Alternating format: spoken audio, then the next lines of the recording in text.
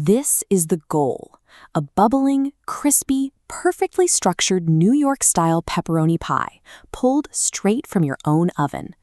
Most home pizza attempts fall far short of this. You usually end up with a soggy, limp crust and flat, greasy discs of meat sliding off the cheese. To fix that, we are going to rely on three core pillars: a cold fermented dough and raw sauce base, the specific thermodynamics of cupping pepperoni, and an inverted assembly architecture. Before we start, you need to set your timeline.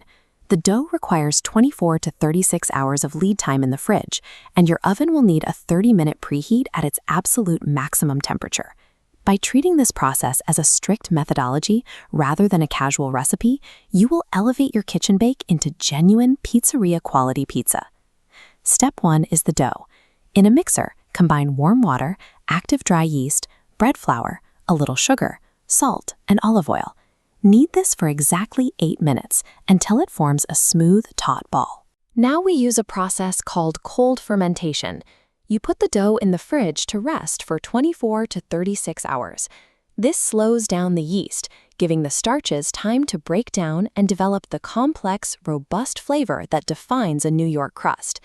Next is the sauce, which takes under 5 minutes.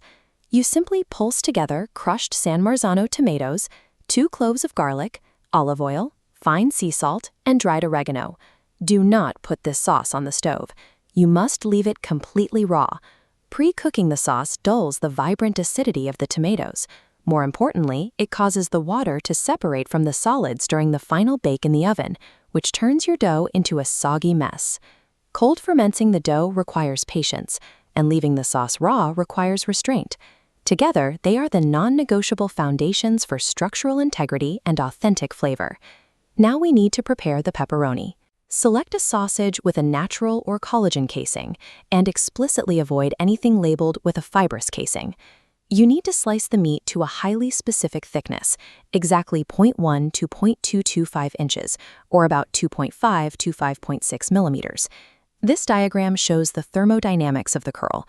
Because of that specific thickness and the natural casing, the top and bottom of the meat heat up and shrink at drastically different rates, pulling the edges upward. Looking at a flat fibrous slice side by side with our natural casing slice, you see the mechanical difference. The cupped slice retains a small pool of savory oil. If you want to skip slicing your own, brands like Battistoni or Hormel Cup and Crisp offer pre-sliced options that perform exactly like this. Engineering the meat to react predictably to high heat is how you replicate the signature crispy texture found in premium slice shops.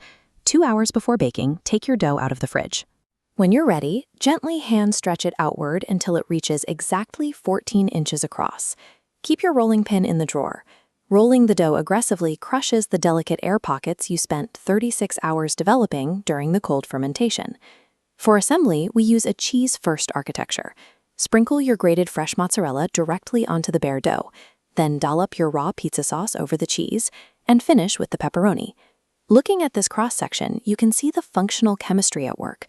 The bottom layer of cheese melts into a lipid barrier. This physically blocks the moisture in the raw sauce from soaking into the raw dough underneath. Slide the pizza onto a preheated steel in an oven set to 550 degrees Fahrenheit. It needs exactly 6 minutes to bake. You are looking for 3 visual indicators of a successful bake: deep golden edges along the crust, evenly melted cheese, and charred pepperoni cups. The combination of the inverted lipid barrier and the extreme heat guarantees a crisp base that can support heavy toppings without flopping. Pull the pie out and let it rest for a minute. When you slice it into 8 pieces, you should hear a loud, audible crunch. Pour your leftover raw sauce into a mason jar. It will keep in the fridge for up to 2 weeks, or you can freeze it for 6 months. For your next bake, you can elevate the final product even further with a drizzle of hot honey or a light dusting of red pepper flakes. Nailing this technique connects your homemade achievement straight to the deep historical roots of classic New York slice shops. Mastering these physical and chemical rules means you can bypass the delivery app entirely, producing a professional-grade slice whenever the craving hits.